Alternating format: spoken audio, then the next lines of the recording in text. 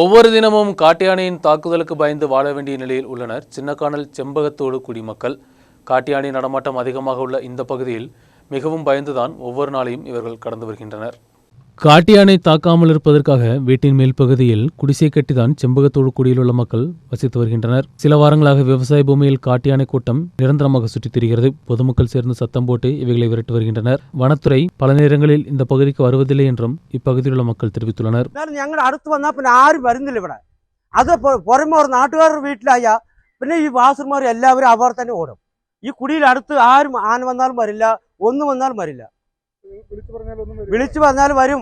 വന്നിട്ട് പിന്നെ ഞങ്ങൾ കുടിക്കാറെന്ന് പറഞ്ഞാൽ ഈ പാകത്തിലുള്ള ആന വന്നാലും ആരും വരില്ല. നമ്മുടെ സ്ഥലമൊക്കെ ആന ഇന്നലെ വന്നിട്ടുണ്ട്. ഇന്നലെ ഇതേ വീടിന് ചുറ്റും നടന്നുകൊണ്ടിരിക്കുക. ഭയങ്കര ശല്യം, കാറ്റുടെ ശല്യം ഭയങ്കരമാ, ആനയുടെ ശല്യം ഭയങ്കരം.